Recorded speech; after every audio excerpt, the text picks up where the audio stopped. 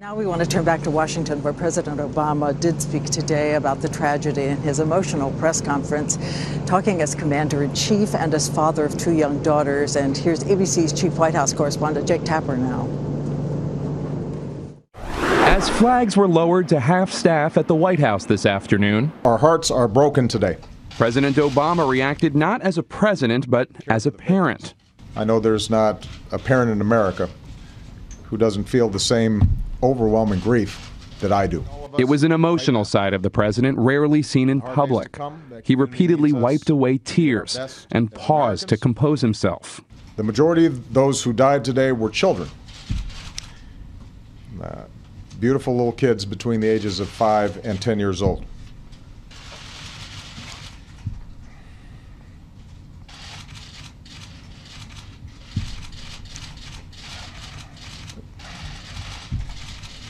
They had their entire lives ahead of them.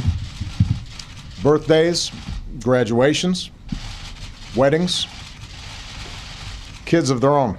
It was almost 2 years ago that President Obama was called to be consoler-in-chief after a different act of gun violence in Tucson, where Congresswoman Gabby Giffords was shot and 6 others were killed. We mourn with you for the fallen. We join you in your grief. Today, the president recited a grim list of other places now known for horrific gun violence on his watch. A shopping mall in Oregon, a Sikh temple in Wisconsin, a movie theater in Colorado. Today, the president suggested he might take some action. And we're going to have to come together and take meaningful action to prevent more tragedies like this, regardless of the politics. The only action we know for sure he would take was this one. This evening, Michelle and I will do what I know every parent in America will do, which is hug our children a little tighter, and we'll tell them that we love them, and we'll remind each other how deeply we love one another.